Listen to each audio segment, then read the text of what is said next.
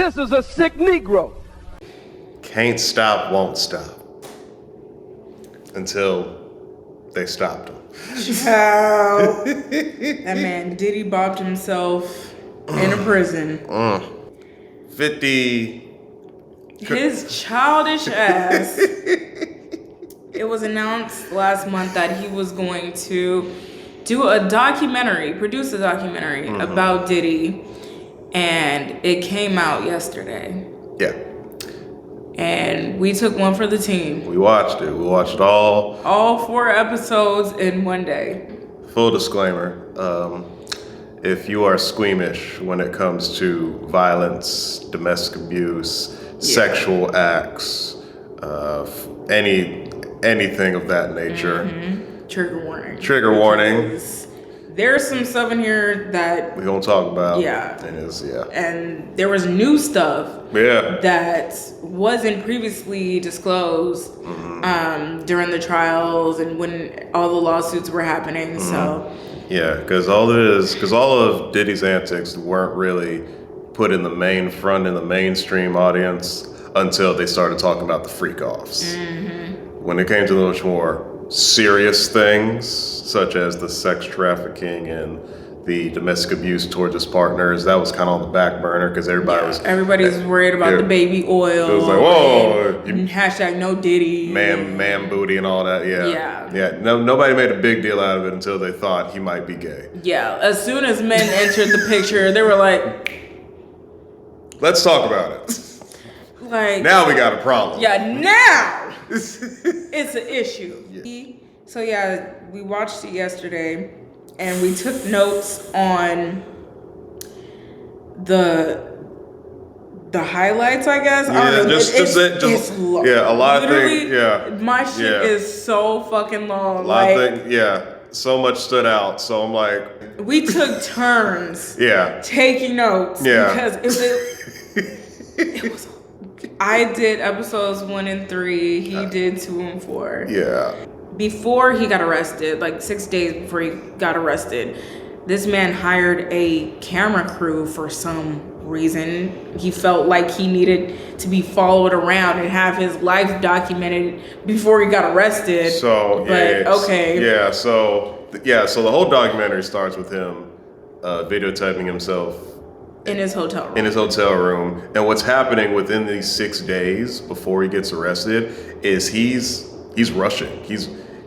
You can see him panicking. He's panicking and he's spiraling. He's on the phone 24/7. He's on the phone with lawyers. Got the glued in his hand. He's talking to lawyers. He's talking to PR. He's talking to anybody close to him that can defend him at the last minute and be like, speak for me. Do this. I need this done. I need this done. So he is panicking. He's crashing out for these next 6 days. And he's filming it. All right, so we started off with, Diddy's childhood. Yep. His upbringing. Freud. I hope you like it down there. I hope it's nice and warm for you down there. But y'all keep proving this man right. We found out his mom was throwing parties. Yes. And not your typical get together parties. This was the beta testing for Diddy's parties. This was the Pokemon evolution of Diddy parties. It started with the parties his mom would throw. She would host events with celebrities coming. There would be drugs, alcohol, and then, she had a stage where people would get up there and dance. She made him and his childhood friend go up there and dance for people. And they would make suggestive comments towards them and their children. We found out that his mom was very abusive to him. Like, his childhood friend literally said, he would get the shit beat out of him. He'd get beatings, but his beatings, scared him. It was bad. And that affected him. And as he got older, he started fighting people around him. Hurt people. And not your typical fights, violent. biting ears, biting neck, like bad. We get through that, and then Diddy, he's a little older now. He was like 19. He was 19, and then he became like a party promoter or something. He was an intern. Yeah, intern. That's right, intern first. He was an intern for Andre, and he was an intern for Andre, and he was doing the movie promotion stuff. Not movie, music. He was a party promoter on the side. He was also a music video dancer. Yes, which you wouldn't believe because for the last 30 years, he kept doing the same fucking dance move in everything. How much you want to bet he did that at Biggie's funeral? He did. Yeah, he did. Which we're gonna talk about. I ain't gotta bet shit. Yeah, we'll get to that. He did that celebrity all-star basketball game because he and Heavy D were like, they're connected to Andre. And so he wanted to do an all-star basketball game, and it was huge. Like, this shit blew up. And tickets sold out, but people bum rushed the event. Yeah. And so they did that. However, when they tried to go out the doors wouldn't open because they were the kind of doors that open like this. And they were trying to open them like that, and it couldn't happen. They trying to push when the door clearly says pull. Yeah. And people just crushed like trampled. Astro World. Yes. Like, it was bad. Yeah. I forgot how many people died, but it was quite a few. Eight, something like that. Yeah, it was a lot. Yeah. A lot of deaths just to see this event for Heavy D and Diddy. He was doing everything simultaneously. He was an intern, sponsoring parties, and doing music videos. He was doing all that simultaneously. So he did a music video for this girl group, and there was a woman who was supposed to be like his girl in the music video. And he actually got at her in real life, like, oh, like, I'm throwing this party, you should come, blah, blah, blah. And at first she wasn't going to go, but it was in Jersey and she needed to get back to Manhattan. So she went, and then the day passed, and somebody called her and said, they got you on video. And she was like, what do you mean they got me on video? They filmed her being... Diddy had drug and her and filmed it and put it on screen, like casted it on a projector on the walls, and everybody's watching it. The person's name is Joy Dickerson Neal. Yes. And he filmed his assault on her and plastered it for everybody to look at. The same way Alpo Martinez would do. And if you watch Paid in Full, you know exactly which scene I'm talking about, when Cameron showed his homies of a girl he's smashing on camera. You're gonna see a pattern of men that Diddy idolizes that aren't that great. Yeah. Such as Alpo Martinez. His father was also a gangster as well. He died when Diddy was pretty young, but there's going to be a pattern of men that he idolizes and wants to emulate. Yeah. Because he believes that is that is what it means to be like a masculine man. And so Joy, she decided to try to take action against him, and she was asking around for help, people who were there for help, and she got answers from, why would I do that, to, if I did help you, I wouldn't get in the parties no more. So people were more concerned about getting into a party instead of helping a woman get justice for her. I can't defend you because the person that offended you is hosting the party. I don't want to get uninvited to the party of the man that ruined your life. This is a sick Negro. she ran into him. And she said that he fell to his knees and just started saying, oh, I swear I didn't do it. I swear to God I didn't do it. I didn't do that, blah, blah, blah. But somebody at the party already said you did. Like, the person at the party called her and informed her, like, it was broadcasted. Yeah, you can't lie and say I didn't do it when you're on tape. When you're on tape, you filmed it and showed a bunch of people. Showed it at the party. You showed it at the party like it was a movie. Like it's movie night. We don't lie to people. We don't do that. We just believe in valid truths. You were caught in 4K, sir. Like that is literally why I hate Twitch streamers and why I hate IRL streamers. They will commit heinous crimes in front of everybody. And then try to say, and then be like, why'd I get banned? What'd I do? This clip right here, you clipped it. Like we just saw you steal food from Target, you dumb bitch. Like you filmed it. We can see it. And we can go back and rewatch it because you streamed it. Around the time of the early 2000s when Sean John came out, she was walking through Times Square and she saw like this big ad of him going down a building in Times Square with his fist up in there. She said she vomited right then and there because how could he just be raising his fist in the air like he won something when she feels like she lost? She feels like she's defeated. Knowing what you did to that woman. This is a sick Negro. And part of the reason why, and another part of the reason why Diddy was so gung-ho about wanting to be this powerful person is because his mother also showered him with material things and made him feel that important at a young age. She would constantly buy him expensive things and make him look like a high roller at the age of 6. Yeah.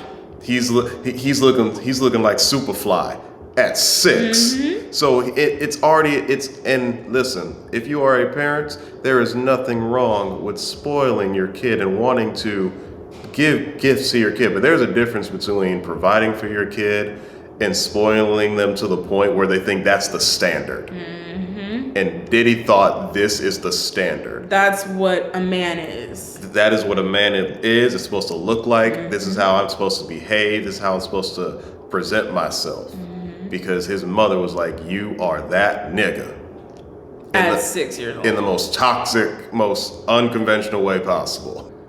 There's so many examples of male celebrities that do the shittiest things. And a lot of men beneath him will be like, hey. We'll lift him up. We'll lift him up because he's rich. Or because he made that one song or that one movie. And they love it so much. So they can. Paul Walker, for example. Let's talk about it. Oh, jeez. Fast and Furious movies. Everybody knows them. Everybody loves them.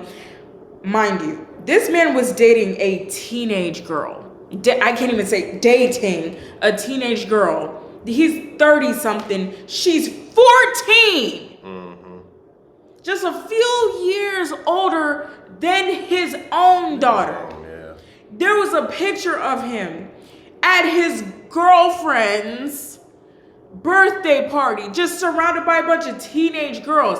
It was so fucking weird. You would have thought he was a chaperone, but literally, he looked like the dad. He looks like the father. Yeah. But yeah, men, they don't give a fuck. Yeah. If they got money and status and power and all that shit, men will lift that man, that one person up. And later, he became friends with Eric from EPMD, the rap group. Eric Sermon, yeah. And there was a girl, Misa, and he was just trying to be nice to her, court her. That's it. And Diddy was like, no, I want her. I want what you have. I want her. I want what you have. And so he would get jealous and take it out on her. Yes. Beat her. Yes. And Eric said that on and off they would, the cycle of abuse, they would separate, get back together. And a year later, they had Justin's bitch ass. And so Diddy, he started to get more popular and gain more status. And Andre, he noticed that there was a shift in him. Mm-hmm. He noticed that he started to turn into somebody that he didn't like, that was getting a little nasty. Mm-hmm. He didn't want that. So he fired him. But he let him take an up-and-coming artist with him, which we all know was Biggie. Biggie Smalls. Yep. Mm-hmm. B.I.G. Yep. And that's when he created Bad Boy under Clive Davis's label. Or, label. Mm-hmm. There was another artist who was blowing up on our side. On the West Coast. Tupac.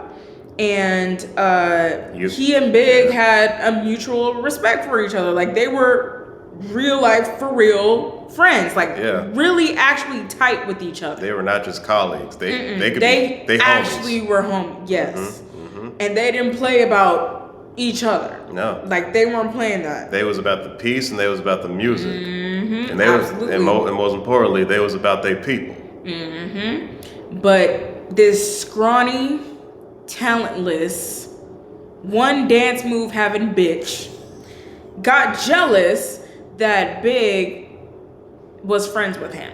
Yes. In his sick, twisted mind, he believed, oh, well, since you're my artist, since you're under me, you're only supposed to be my friend. You're supposed to be loyal to me. You're not supposed to have any other friends outside of me. What is that? I'm the only friend you need. Who the fuck is Tupac? Diddy became so accustomed to stealing people and opportunities from other people that he was afraid it was going to happen to him at some point. So when Tupac, an up-and-coming artist who has the same, if not more power than Diddy at this time, shows up and is befriending Biggie Smalls, your biggest artist, he worried that Tupac's just going to snatch him away and be his new friend. But it's like, there's room for people to have multiple friends. People can have multiple, relationships with others. Like, you just don't need to be the only one. Like, that's toxic as fuck. There's room to be friends. And there's room to be friends, and there's room to be friends, and there's room for everybody to succeed together. Everybody can eat. But like, what don't y'all understand about that? There's a lane for everybody. But there's so many people like Diddy that just want it all for themselves. Yeah. And that is why capitalism is still alive and well. Yep. Yeah. And Pac saw right through that shit. Mm-hmm. He saw right through Diddy fake ass. He knew he was a punk. Mm-hmm. And that's when it transitions into episode 2. Mm-hmm. He sees there's some very thick tension between Pac and Puff. The one thing I love about this documentary is it validated a lot of conspiracies and theories a lot of us already had. Mm-hmm. The biggest one being Puff was the genius mastermind behind Pac getting shot at the studio 5 times. And I think he was behind Biggie's as well, because that shit. We'll get to that. We'll get there. We'll get to that. Yeah. We'll get to that. That was a very validating moment to watch in the documentary, because a lot of us already assumed Puff was behind it. Yeah. The way especially when you. Because why would you be there? Yeah. Why did you know, like, they were gonna be there at that time, and that person who did it, like, when you knew what they had, and when you backlog all the behavior that he has displayed since the 90s. It's like, I wouldn't put it past him. And it's already a fact that he was jealous of Pac in the first place. Yeah. So Pac gets jumped and popped in the elevator at that studio, and he gets rolled into the hospital. Yep. And the one of the most interesting parts of the documentary is Puff is the kind of person that never thinks, where did I go wrong? he's the kind of person that thinks, how do I get out of it? Mm-hmm. He's not thinking of taking accountability or thinking how it could have been done differently. He's thinking, no. I did that because I wanted to do it. Yep. Now, let me just throw some fucking money at you to make you forget. So it can go away. So we just go away.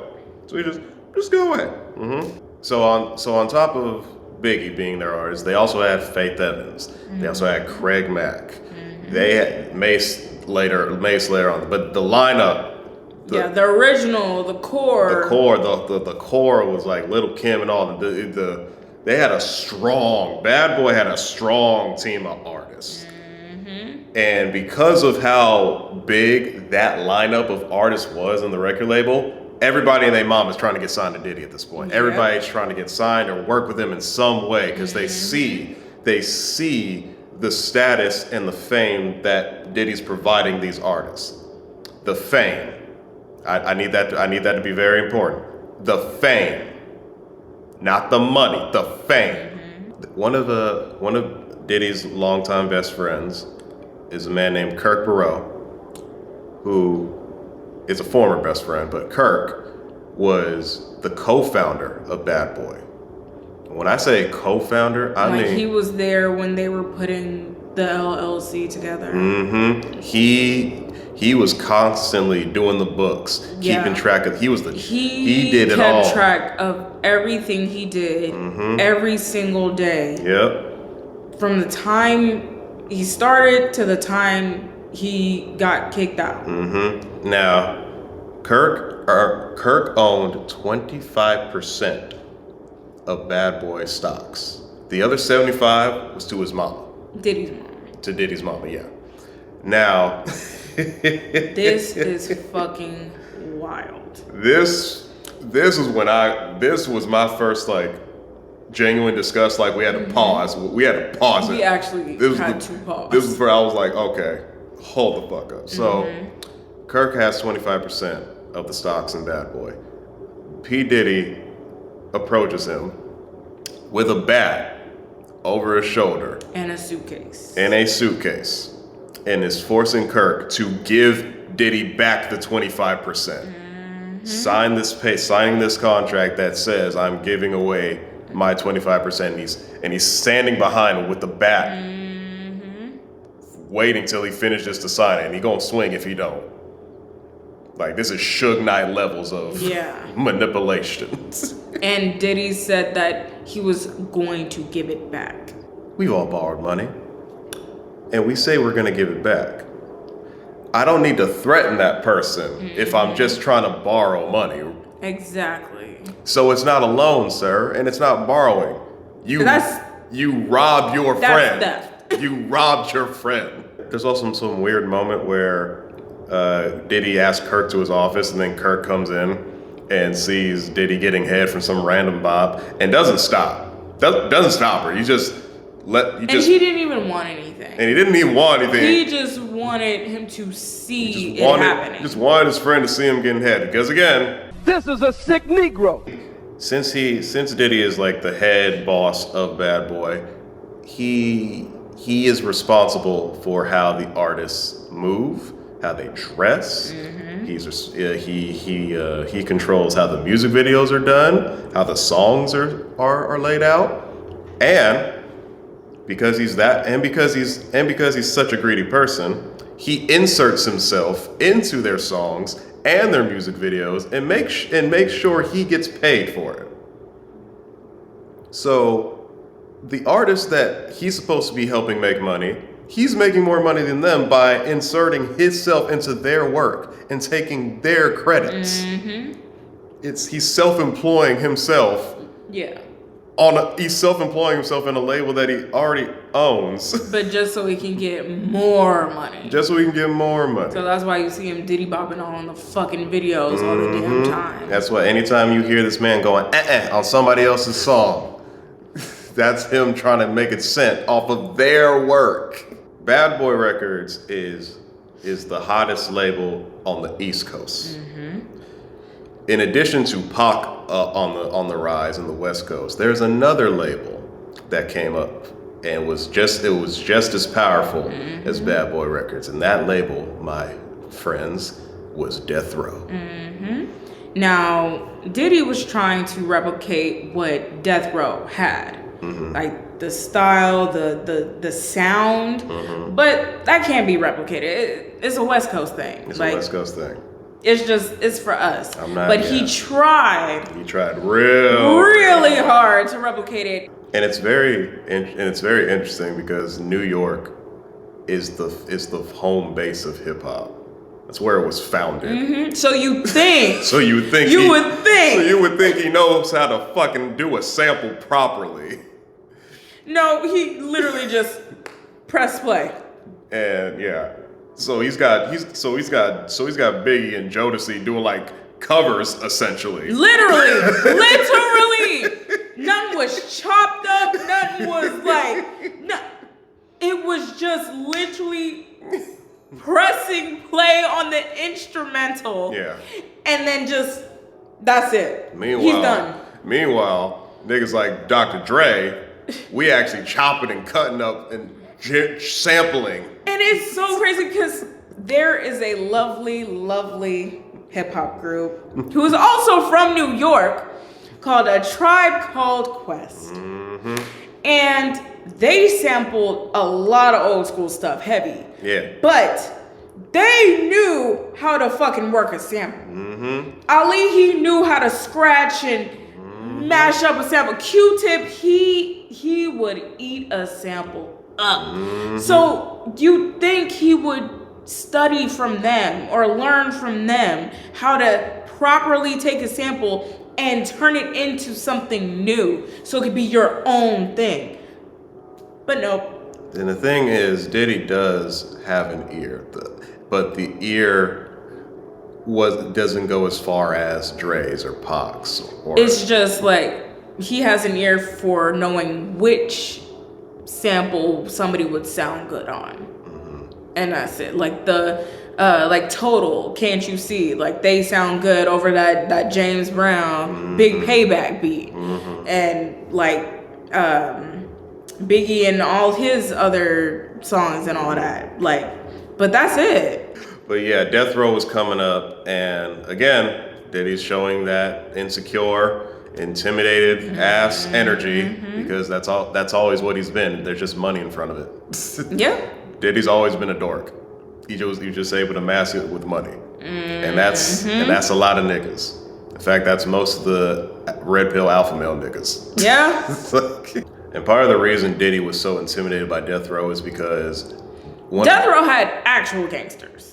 Well, with that, but also Craig Mack was being courted by Death Row. Yeah, because they were considering moving him over, and because Craig wasn't making no fucking money. Nope.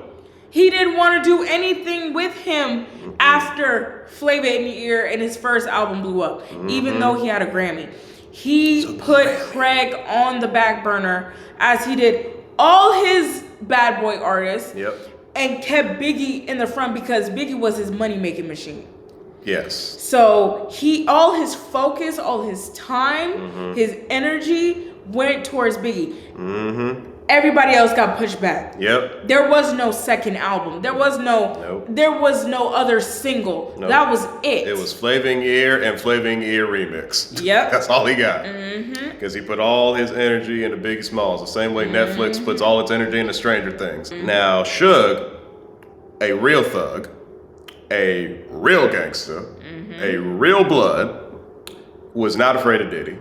And he was not afraid to speak his mind and let people know at a very particular award show, the Source Awards. If anybody remembers that Source Award show, you know what I'm talking about. Suge coming up and letting everybody know, letting the world know. Any artist out there want to be an artist and want to stay a star, and don't want to have to worry about the executive producer trying to be all in the videos, all on the record, dancing. Come to Death Row. Because unlike Diddy, Suge actually made sure his artists got paid. Yeah. Suge is a terrible person, just like Diddy. Oh yeah. But one thing he gonna do is make sure his people get paid. He might be just as fucked up and unethical as Diddy when it came to business and violence. But he was paying his artists. A little bit after the Source Awards show, Suge and a homeboy of his named Jake go to a party that Diddy's hosting. And that escalates to Suge having to be kicked out of the party, and somebody gets shot. And was going to shoot Suge next, but Suge grabbed Diddy and by the neck. Use him as a human shield. Grabbed him by the neck. He said, "You ain't gonna shoot me." Mind you, Suge big as fuck. Built the like, shooter can still get him. Suge is built like Kingpin. Suge is 330 something pounds. Suge is built like Wilson He Fisk. is 6'2" or 3. He would have still got. And he got Diddy around the neck, baby boy style. Like, yeah, that's right. Call for your mama. Ooh, but it works. It did. Because they were like, okay. But Diddy didn't like that because he got punked. Yeah. He got revealed for the dork he is. He got revealed for the punk that he is. So he Diddy needs more. Diddy uses his money and power to get more protection. And he decides to get that protection by affiliating with some LA Crips. Yeah, some Southside Crips. Crazy. And these Crips provided protection for Diddy. He got involved. He gained connection with Crips by a man named Zip who knew some Southside Crips, and Diddy paid them to protect him and make him look tougher. And this is where we find, and this is another moment where our theories are felt justified and validated because Diddy allegedly paid these Crips to pop Tupac. Specifically, he offered a Crip by the name of Keefe, also a Keefe D1. You're too old to still be going by a gang name, but he offered to pay him $1 million to kill not only Pac but also Suge. But because they were only got Pac, they only gave him $500K. How it happened with the whole Las Vegas thing, there were some women outside. Oh, Tupac! You know, excited, just like anybody else would. Yeah. And they heard the Crips heard them screaming, somebody screaming Pac's name. So they're like, "Oh, this is the opportunity. This is it. So let's get him." So they popped him. They play the recording in the documentary. They play the recording in the documentary of Keefe coming forward and talking about Diddy and talking about how he got paid by Diddy and how he didn't get paid fully because he only got Pac. And I had to pause again because Diddy's punk ass decided to hop on a song called Muscle Game, do a little intro. R.I.P. Black Rob. R.I.P. Black Rob, and decided to do a little intro. A little intro into that song where he talks about how he'll put an M on your head and get you killed. And this happened. That man literally dry snitched on himself. And he did this right after Pac got killed. This is a sick Negro. This man has no shame. He got no shame and got no self-awareness at all. And he's telling everybody in plain sight what he's doing when it comes to abuse. And what he will do to you if you try him. If you try him, yes. We fast forward to 97, where Biggie gets shot. Now, I still believe that Diddy was responsible for this because of how it all went down. But Big, he was supposed to go to London to do press. And that morning of the flight, Diddy was like, Biggie ain't going to London. Cancel that shit. And he was trying to tell him, like, no, this is good for him. Hangs the phone up in his face. I don't think he'll understand how serious that is for an artist in hip hop to gain UK fandom. Yeah. Like, you are now... Biggie was on his way to being a global artist. A global hip-hop artist. And that would have been the ticket. But Diddy's bitch ass said no because he wanted him to go... Where was it? LA? LA, yeah. Yeah, go to LA to a fucking party. Because he wanted to be all big and tough and bad, like, yeah, I'm on your turf. Yeah. I'm on your turf. Diddy's such a punk and is so butthurt about looking like a weak nigga that he wanted Biggie to be there to look and like... he ain't even want to be there, and Biggie don't want to be there either. Biggie didn't even want... He wanted to go to UK. He wanted to go to London, bro. He wanted to go out there. Punk Diddy, that's what the P stand for. Punk Diddy wanted to prove himself and be like, I can go wherever I want because I'm that boy. I'm untouchable. Because I'm untouchable. It cost Biggie's life. Yeah, Diddy was driving and they're going and they come up to a light. The light is green. Yes. But Diddy could have made it. Like, it turned yellow, but it turned yellow at a point where he still could have gone through the light. But he decided to stop. Decided to stop at the light. And that's when the guys pulled up beside the car. Pew, pew, pew. Yeah. Biggie's dead. This was a huge, huge loss and a huge disappointment. Diddy, out of the kindness of his heart, decides to... He just completely took over Biggie's funeral. Yes. I'm talking Erica Kirk for Charlie takeover. Like, this was he made it a whole ass thing. And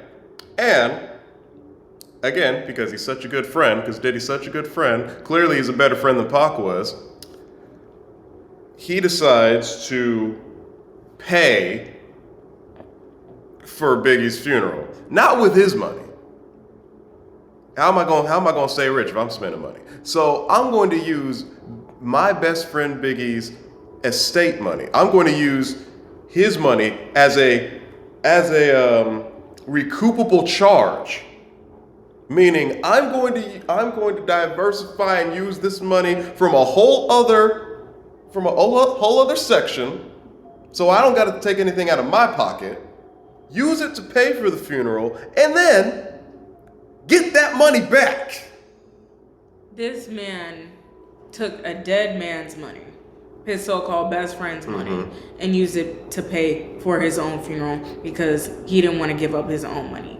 And I was telling him that's why he was cheesing at the funeral. Look at this nigga. I don't know if y'all can look how cheesy this nigga is. I mean, you actually found the photo? Yes, I found the fucking photo. That nigga was cheesing hard at that funeral because... I like that you put it in front of the camera like we're not just gonna... Oh, yeah. Like we're not just gonna crop it off the fucking... Yeah, we're gonna put the picture here. But yeah, like...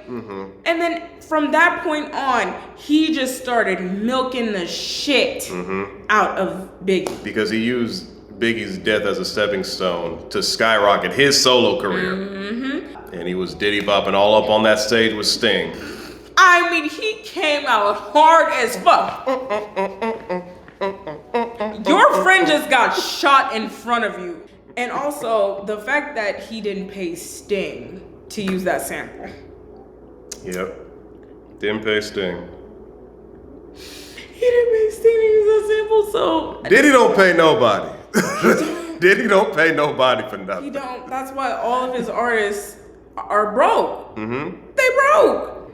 And that's when he started going after bands or making bands, doing bands, and duos and groups. Yeah, because the way he was making money off his artists was not going to translate or evolve into this new era of music that was coming into the early 2000s. It was all about groups. It was all about groups at that time. So that's when he decided to create Making the Band. Making the Band. This was textbook slavery and abuse that Diddy broadcasted. Made them people walk to Brooklyn for cheesecake. I don't think y'all understand how cold New York is. Yeah. I don't think y'all... Trust and believe, honey. It's a different type of cult.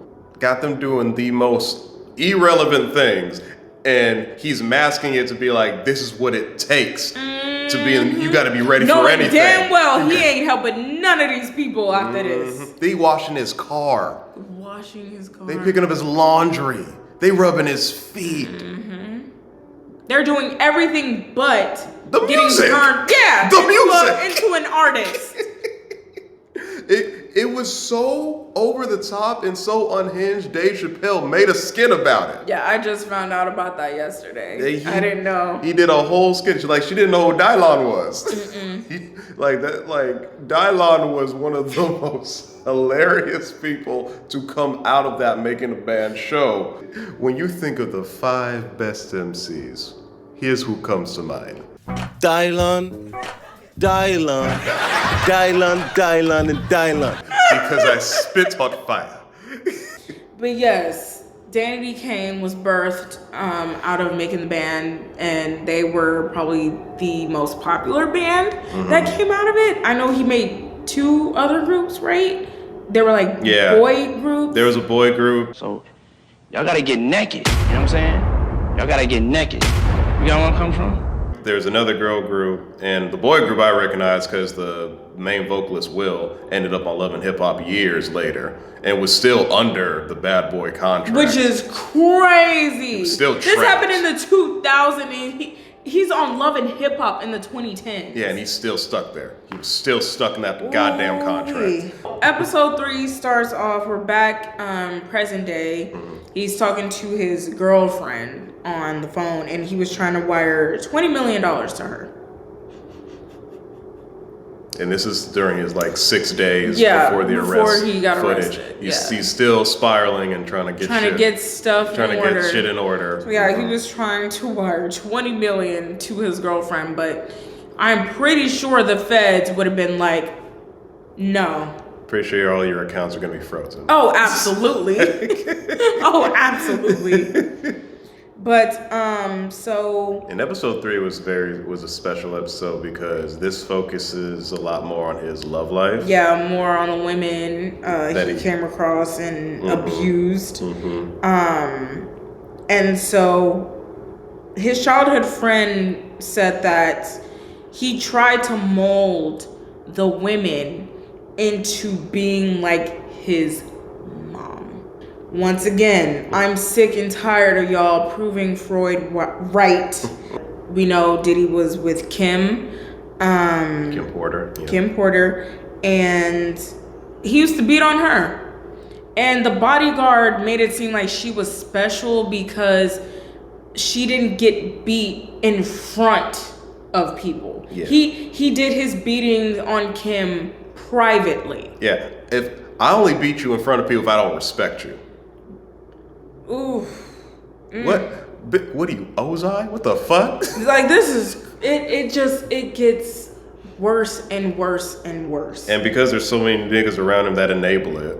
Because that made sense to you. That made sense to him. Like, no, Kim was special because she didn't get beat in front of people. And it's like, sir, do you hear? That's a good woman right there. Do you hear how that sounds? Also in this episode, Diddy's ghostwriter was revealed, Mark Curry. One of many ghostwriters. One of many ghostwriters. But yeah, Mark Curry, another artist from Bad Boy. Yeah, he was because for anybody that's watching this, be like, but Diddy had some good verses. Diddy don't know how to rap. That's somebody else helping him structure it. Yeah, he was trying to write it as if he were Diddy, but then he said that he basically had to puppeteer Diddy because when he would rap it back, it would sound like dog shit. He's dragging words. He's offbeat. So Mark had to literally word for word, line for line, say it like this, and then you go. I'll do it, then you go. So and if you've worked in a studio, if you've recorded anything in a studio, you know that there are things that there's this thing called punching in or cutting. when it came to Diddy, they had to do a lot of cuts and a lot of punches because this man cannot figure out how to say on that goddamn beat. That's where like they jump in, right?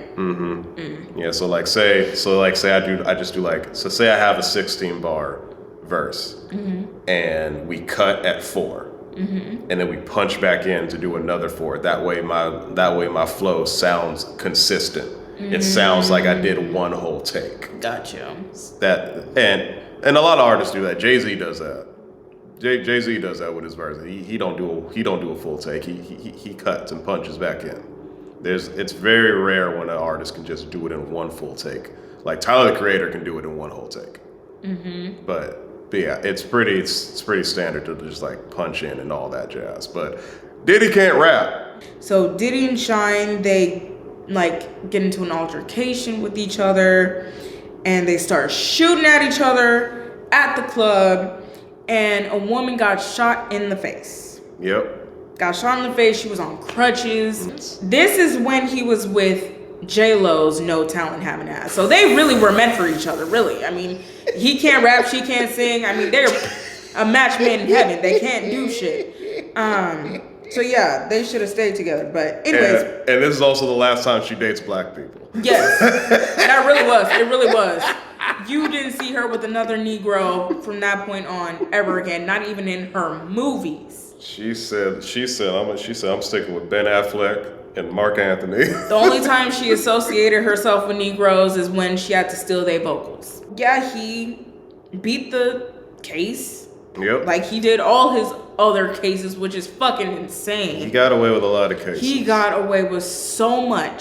8 months after that happened with the shooting, he was in a music video where he was up on a cross, and Hezekiah Walker, who is a gospel artist, he accused him of making a mockery of Jesus. Which he did. He did. And Diddy was like, oh no, that wasn't my intention. That was the last thing I wanted to do. That's not me. Because remember, Diddy, he was a Catholic boy. Yeah. The little Catholic boy came out like, he jumped out a little bit. Whoa! Wait. Yeah, he was like, wait. Take that clip down. No. Take that clip down. Yeah, so we went to the A&R and was like, yeah, let's not use that. Don't put that in the video. Don't run that no more. A&R said no. Too late. He and Diddy's security guards beat him. His name was Stout. Well, last name Stout. With a champagne bottle, telephone, and a chair. Just whatever was in the vicinity, just whatever his eye caught. He said that the items gradually got bigger. It was like that episode of American Dad when Stan like starts with a bottle with Francine, then he like changes it to a chainsaw, then he comes back with a puma, then he comes back with the puma holding the chainsaw. So yeah, around that time, Bad Boys artists just got up and left. Yeah, they were tired. Geronimo. They jumped were tired ship. of, not being able to do music the way they were promised, not making money. Mace, he left. So really at that point, it was over. Yep. It was done. Like when Mace left, Bad Boy was out. It was a wrap. So he had another trick up his sleeve. Yeah, he had to do something else, find something else, and that's when he started making the band. Again. Again. Yes. And that's when he formed Danny D. Kane. So now we're on Danny D. Kane. So this is when Aubrey comes in. And so Aubrey, she has been talking about this man for years. Literally over a decade. I remember her doing the Breakfast Club interview back in the 2010s. And of course, Charlamagne, stupid ass, like, gonna make a mockery out of it, whatever. Yeah, that's just what he do. But she's been trying to talk about it and amplify it and get people to take it seriously. But nobody would. Nope. Nobody would. No. Diddy, he's just too powerful. Yeah. Not even a white woman could have brought him down. She brought up an email in the documentary back during the 2000s, Danny Kane days. And he told her he's gonna think of her while he masturbates. And he signed the email with "God bless Diddy. God is the greatest." This is a sick Negro. So you told your colleague, not your colleague, your employee. Sent a whole sexual harassment email. A whole sexual harassment email. You told your employee that not only were you watching, but then you were going to masturbate to the thought of her. And then end the fucking email with "God is the greatest." God is good. Imagine sending an email to your coworker talking about the most heinous, most inappropriate things that you want to do to them, and then you end it with "God is good all the time, and all the time God is good." Can you see you Monday? Diddy got mad because she didn't appreciate the advances.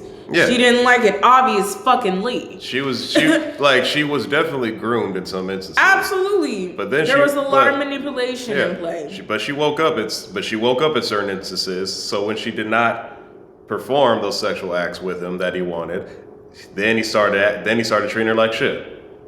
And he kicked her out of Danny Kane. And his reason was because she's too sexual. Too promiscuous. She's too promiscuous. Sir, you sent an email telling her that you're gonna masturbate to her. But you calling her promiscuous?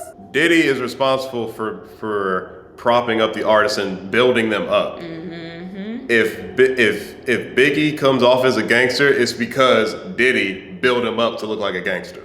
If Danny Kane looks like a promiscuous group, it's because Diddy told them act sexy, act promiscuous, dress like this, move your hips like this.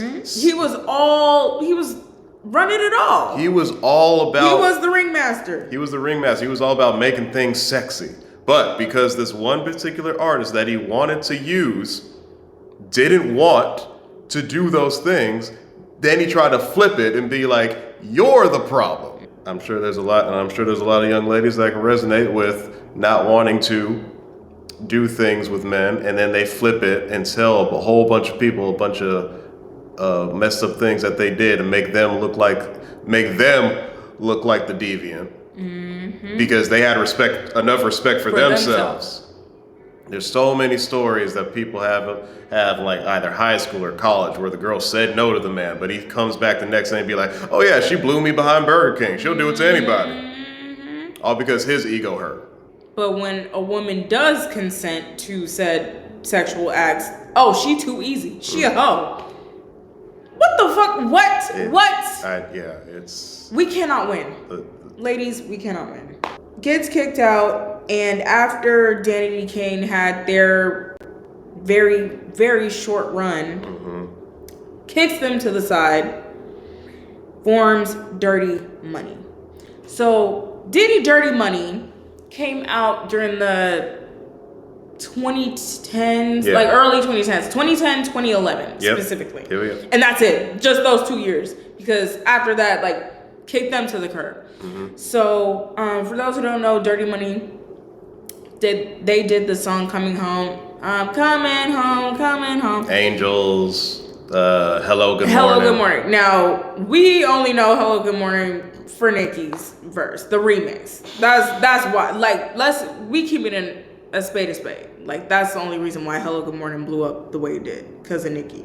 But yeah, Dirty Money basically was carried by Dawn and Goofy Bitch because they wrote all the songs. Yep. Because Diddy ain't do shit. He can't write. Nope. He's not a rapper. He can't do shit. He's on stage propping these girls up the way Gwen Stefani propped up them Japanese girls. Harper. She's in the documentary and she's still caping for Diddy. And it's she's trying not to, but it's like she ends up doing it anyways. And she's still lying on Dawn. Yeah, still accusing Dawn of having an inappropriate relationship with Talk Diddy. about, I saw stuff between them, like their connection or whatever. It was something going on between them two. Gee, maybe it's Diddy manipulating her. Yeah, it's him doing what he did to Aubrey to her. What he does to everybody. To every woman he comes across. So, but yeah, that's why Dawn don't talk to her to this day. She wants nothing to do with her or Danny Duquesne, really. Because Harper misread the entire situation. What you saw between Dawn and Diddy was Diddy grooming Dawn. But you took it a whole nother way. Like, they got something going on. Yeah, that was Diddy Dirty Money. So after... And he's still milking Biggie's death, by the way. Still doing it. Got a whole new group. Got a whole new group. But still talking about Biggie. By the way, Biggie was my best friend and he died. That's... In 2010. That is Diddy's entire music career. Hey, got a new song. By the way, R.I.P. Biggie. Still, I miss you, Big. It was all a dream. I was like, we miss Big too, but God. Like, we get it. We get it. Diddy signed Cassie around this time, shortly before. So Cassie was with Ryan Leslie at the time. Ryan Leslie, he's a talented artist, singer, producer. Y'all have absolutely seen the video of him making the song. What's it called? Addicted. Yeah, Addicted. Y'all have absolutely... Hey!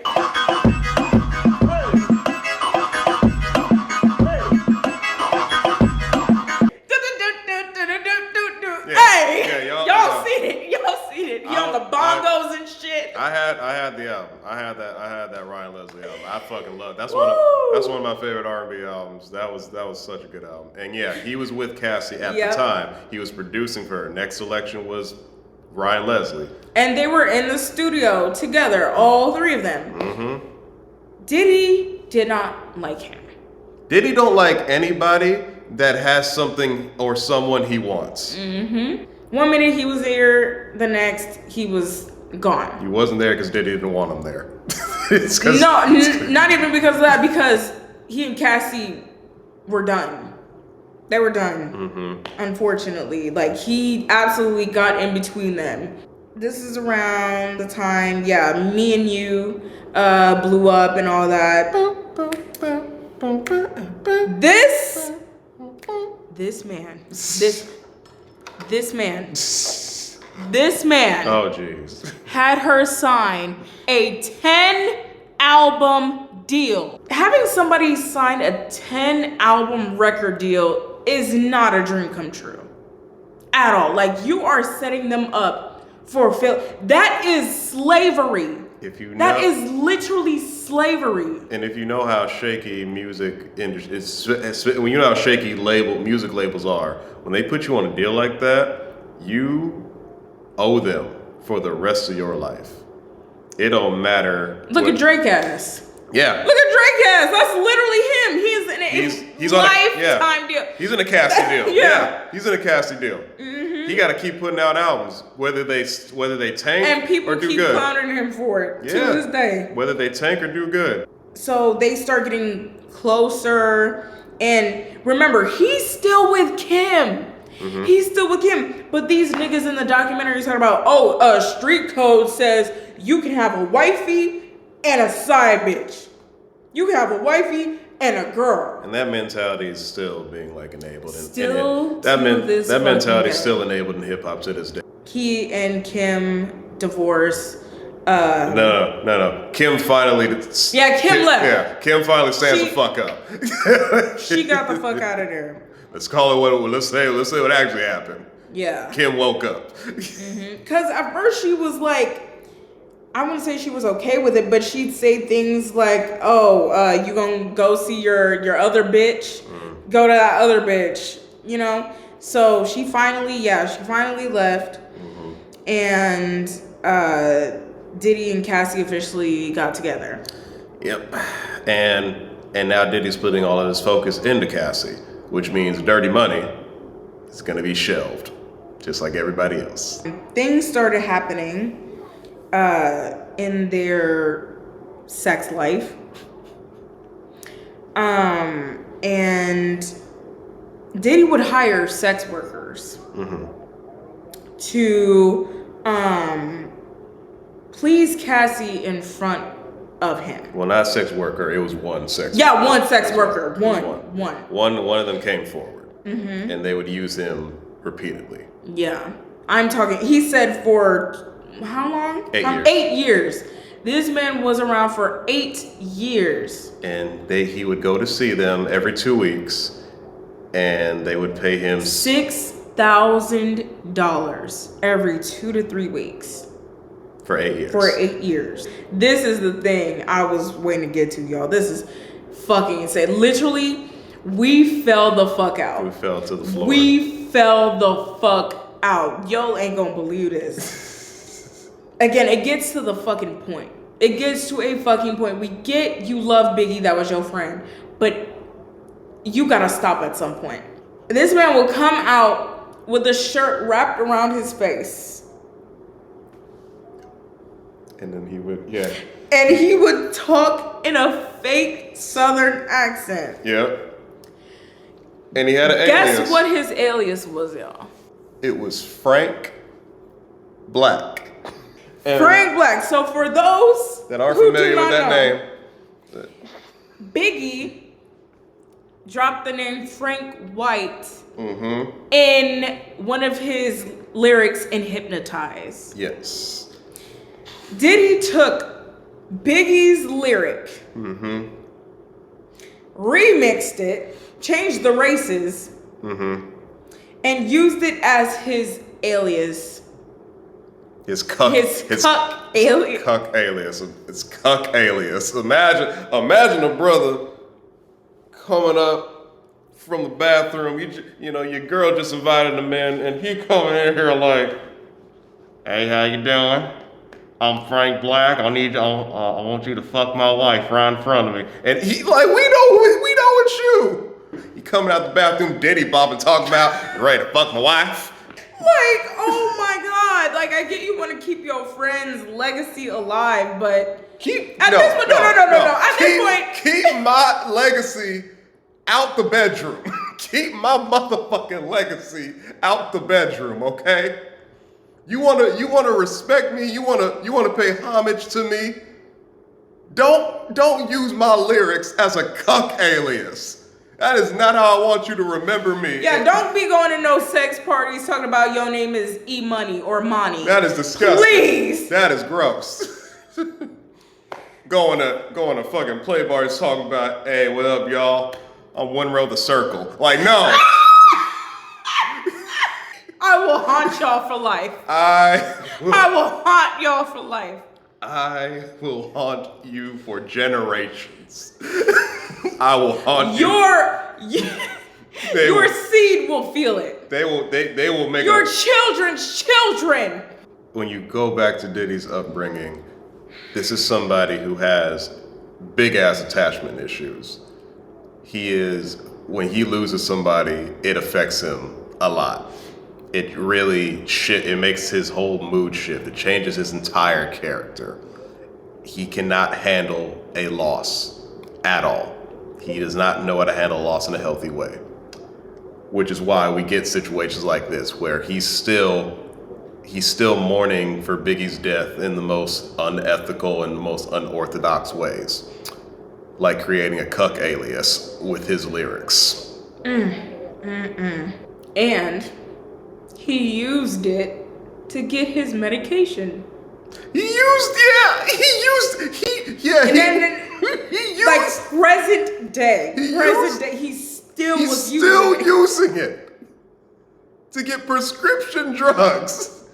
Because his real name's not enough to go to Walgreens. No, I can't. No, Biggie still gotta be there. No, I can't. They can't know Sean Diddy Combs needs Percocets. Nah. Frank Black needs Percocets. The sex worker was then mentioning how he would put on baby oil and And yeah, we're at that part. Yeah, we're at that part of the Chronicles of Diddy. We're at that part. he would put baby oil on himself, and Diddy would be like, "That's not enough. Not enough."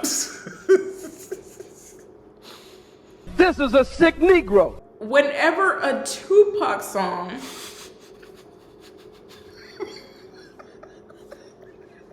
this is another part we fell out on. Whenever a Tupac song came on, Diddy would snap out of it and be like, turn that off. Turn that shit off. Change the song. Turn that goddamn song off. We know it's you now. I mean, we already did, but now it's confirmed. You just snapped out of it. You just paused to go turn a Tupac song off. I mean, Cassie over here like, listen, I was just trying to set the mood, right? It was like, I just figured since you're passing me around to other men, I could play I Get Around. You know, it's just, I thought since you had a pie fetish, we could play Brenda's Got a Baby. He's holding that grudge to this day. So he will forever hold that grudge. And I figured since you were gonna touch yourself to me getting played by other men, you could be like, "Come with me, Hail Mary." If you don't move, they collected his semen for a year. Speaking of come with me, That's it. but yeah, they collected his cum. And he eventually asked, like a year later, what are you guys doing with it? And Diddy would make Cassie play with it. Ugh! Play with it and drink it. Yeah. Ugh! Mm-hmm. Like they were just collecting it, y'all. Just playing with it, swirling it around, swirl it around in a martini glass, do ceramics with it. So, he would play with it like slime, just do whatever they want with it, You know what I'm about to say. Yeah. You know what I'm about to say. Let's just get to it. Let's just do it. Every March 9th, for those who don't know, is Biggie's death anniversary. That's every March 9th. Yeah. He would throw a party. Diddy would throw a party. A sex party. And he would fly the sex worker out to the party. And while Diddy is downstairs entertaining people, the sex worker and Cassie are upstairs having sex. This is how he celebrates the death of Biggie Making Smalls. his girlfriend sleep with a sex worker. Well, he parties. Well, he's just partying. Well, he Diddy bopping downstairs. Yeah. This man got a drink in his hand saying R.I.P. to Biggie while his girl's getting plowed by a whole other man that he paid $6,000. This is a sick Negro. Like I said earlier, Diddy, he used to be clean cut. He wasn't into no drugs, no alcohol, none of that. He had got into a fight with a woman, and somehow his wrist got slit. Yeah. Now they were saying they don't know if the woman did it or it was a suicide attempt. He tried to kill himself or something because she had left or something. This with Kim. Oh, yeah. Okay, With Kim. And he got addicted to perks. Yeah.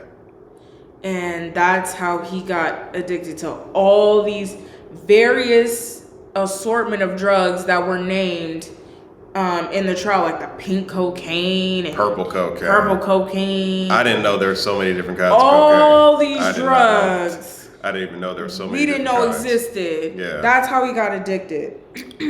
And when you grow up sheltered as he was, and you get a taste of something that you've been told is bad all your life, when you get an inch, you want a mile. You want it all. It's like there's people that lose their virginity. The average person just wants to have sex again at some point. But then there's some people that have sex one time and they're like, I want to get fisted. I want to train. I want jumper cables on my testicles. They go above, they go all out. when they experience it one good time, they're like, I want to do it all now, because that's what happened to Diddy. He got a taste of perks, and now he's doing every single drug imaginable. He had sex once, and he's trying to have sex with everybody girl and trying to do all this kinky ass shit because he got a taste of it. Just a taste. Now he's a drug addict. Now he's an alcoholic. Now he's a sex addict. He a freaky ass nigga. Like. And the sex worker also said that he witnessed Diddy beating up Cassie. And after they would fight, they would repeatedly have sex with each other, and it's the cycle of abuse. Huge abusive cycle. Stockholm, it's bad. But that because Cassie was trapped. She couldn't go anywhere. She was stuck. For years. And when I low-key got sad when they showed a clip of her in the haircut, like the long hair shaved side haircut she used to rock, because now knowing that she didn't do that on her own, like that wasn't a fashion choice. Yeah, that was not a decision. He just ripped her shit out and just that's all she had to do. Best thing she could do is like try to make it into like some artistic risque kind of look, and it did work for her. But behind closed doors, y'all, this is why I did what I did. She went through the physical and mental and financial abuse out of everybody Diddy got affiliated with. And she recently won the case against him. I think she got like 30 mil out of it or something like that. I forgot. She got a lot of money out of it now, but I hope she heals properly, because money can't heal all wounds. You need to get out. And I know, like, especially now since she had to relive because she had to testify. So yeah, I hope she's getting the help that she needs and deserves. I hope she's getting the love and care and support from her husband and brand new baby. Because to go through all of that and try to undo all of that, like alone. That's gonna take some time, and I hope she's able to make it through. So that was the end of episode 3. Final stretch, and this is where we are really. This is just now we're on to the more recent things where everybody's talking about like the baby oil and the Meek Mill stuff, and everybody just coming together to be like, this is a sick Negro. This is where everybody's at. We all thought like it was just gonna be foolishness, just clowning. Because that's what we thought when we heard 50 Cent. He was producing this. I'm thinking this is gonna be unserious. He's just gonna be straight fooling and clowning this man. Yeah. But after the first episode, I was like, we're getting, it's factual. It's informative. Yeah, and by the time we reached episode 4, we were like, oh, this is actually pretty well put together. Like 50 Cent's gripe towards Diddy is dead ass just because he thinks he's kind of gay. Yeah. That's it. That's literally it. Like, he's worked with his kids. He's like, he has. Yeah, I didn't know that until he told me the other day. I had no idea 50 worked with his children. He's got no issue with the Combs family. It's literally just because he don't like how fruity Diddy is. That's it. That's literally it. Do you know how petty and childish you have to be? I'm gonna do a whole documentary about you. Going to do it in a very professional way. Gonna acquire footage that you put together. You hired this camera crew to film this. And I'm gonna obtain it. And use it. That's fucking nuts. Because I don't like your fruity ass. Diddy's all by himself, and he's still working on his solo career. He's still working on his solo career as an artist. He got the Lifetime Achievement Award in 2022, which was a mixed bag of emotions, because you got a bunch of people that respect Diddy and don't know everything about him quite yet, but they still want to give him the pats on the back for all the accolades and achievements he's done with bringing all the music and the artists that he did give us throughout his whole career. And there was a producer and an artist named Little Rod, who not only helped produce this album for Diddy, not only helped write the verses for Diddy. He pretty much did the whole album. He did the whole album. He got this album, the Love album. This is P. Diddy's album, Love. The Love album was Grammy nominated. Mm-hmm. Lil Rod was in Diddy's home in his studio for months. Mm-hmm. 6 months to be exact. And within those 6 months, it took 6 months. It took 6 fucking months to get 8 bars recorded. There were obviously parties and free time to get their freak on. And a lot of the times, Little Rod realized he was drugged out a lot of the times when they were partying. And there were moments he would wake up in bed with other women, and sometimes he would wake up in bed with Diddy. And he felt kind of sore. Fast forward, album's done, gets nominated for a Grammy, and Lil Rod's waiting to see when he's gonna get paid. Because he literally did everything.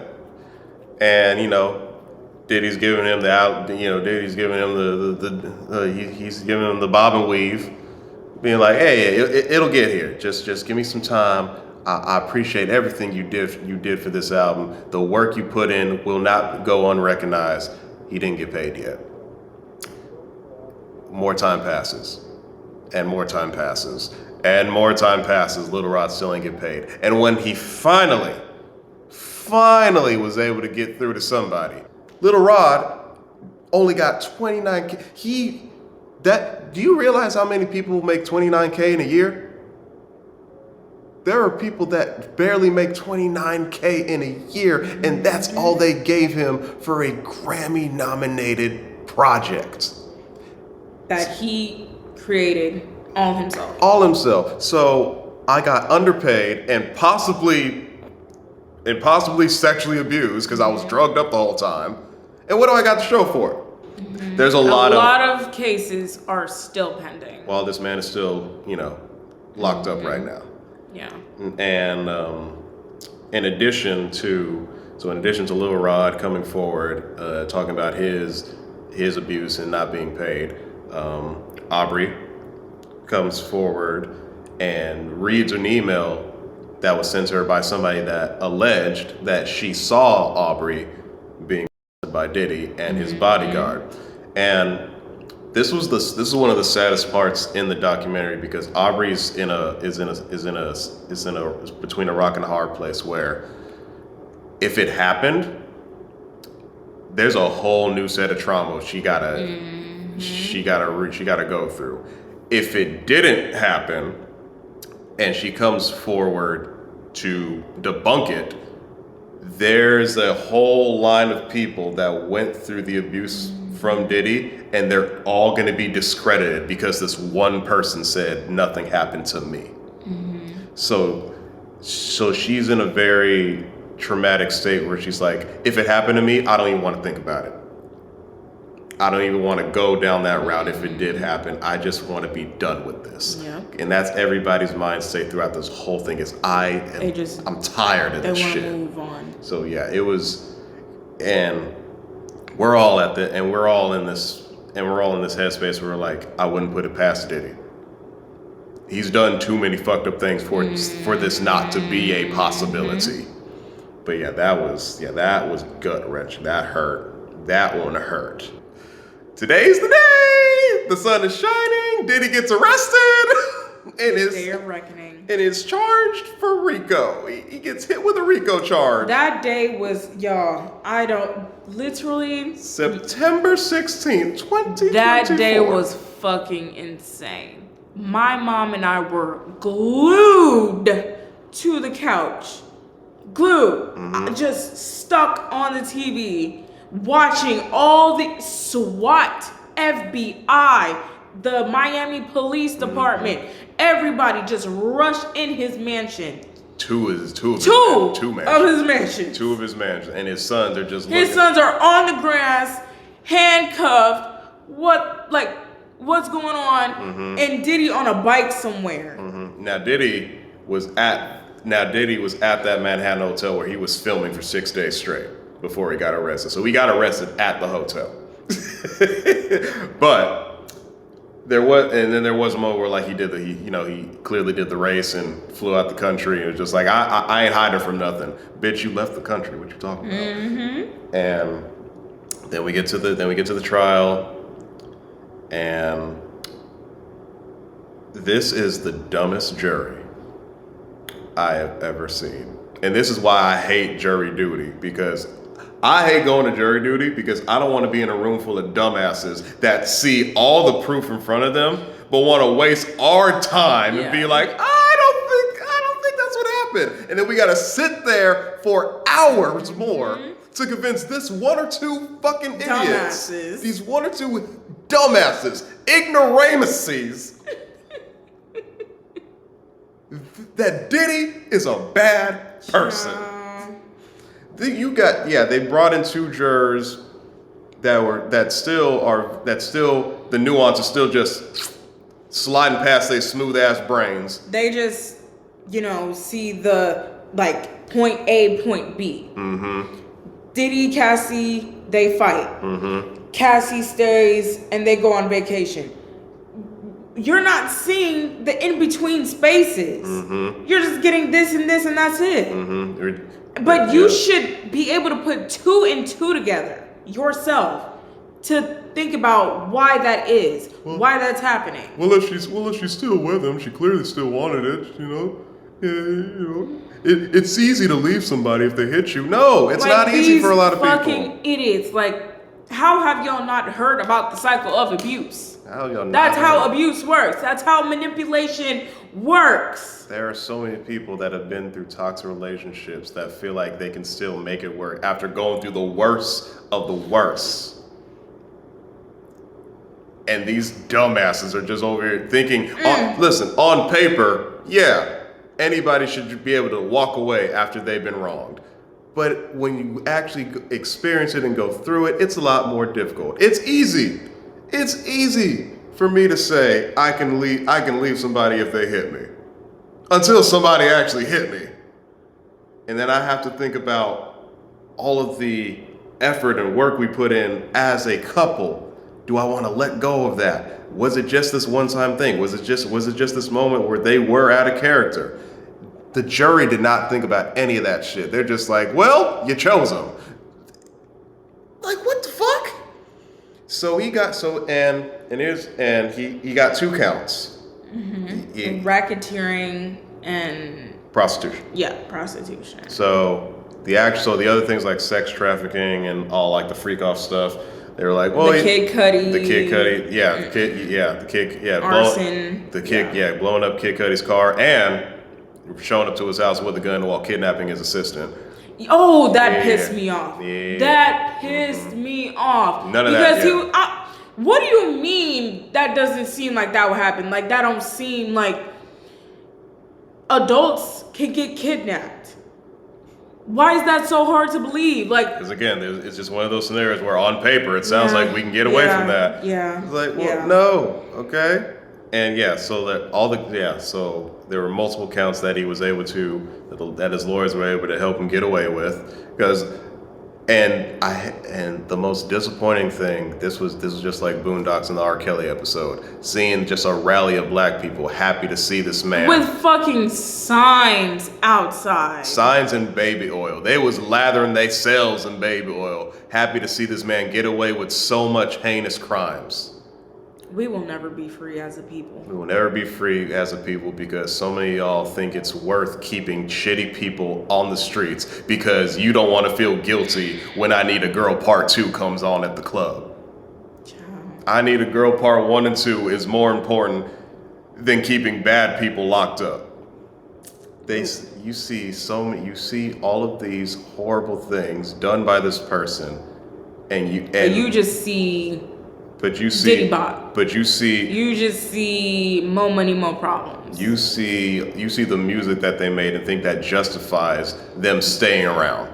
Like, they're so stuck on nostalgia that they can't let it go. They can't let it go. and y'all are defending people that are hurting us. You are defending black artists and celebrities that are hurting black people. Keep that in mind. They are hurting our community. But you want them to stick around because you just want to stay in that nostalgic state. Y'all gotta. But I promise you, there's way more fucking better music. I promise you. There's better music. The 90s were so vast when it came to music. There's so much to choose from. I promise you. Like, pick something else. Listen to somebody else. Because what y'all are doing is y'all are choosing to stay ignorant. Y'all are choosing to avoid nuance and avoid actual, true realities of how the world is behaving and how we interpret things. All because you want to stay in this moment, in this safe space. That is a safe space that you want to be guarded by people that are making it dangerous. And that's very disappointing. So that whole documentary was insightful, it was cringy, it was hilarious at times. Some parts, Because this man is a freak. And if there's anything you've learned from this video we did, one thing you can get out of this is This is a sick Negro. As a man, as a black man, I have seen so many people fall down this pipeline that Diddy's in, where they feel like they have to prove themselves as important and as the main character. We are victims to this. That's why the red pill community exists. That's why there's and Diddy was always, at a young age, was seen as a dork and different. And there are two different kinds of black men that we see that get thrown with the dork label. It's niggas like Gambino and Tyler, the Creator. The alt kids who embrace it, still clearly have some unhealed trauma they need to work through, but they turn it into things that are beautiful and meaningful.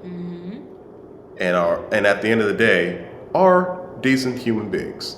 Then you got niggas like Diddy who take it so personally and need to gain power to hurt everybody else the way they got hurt.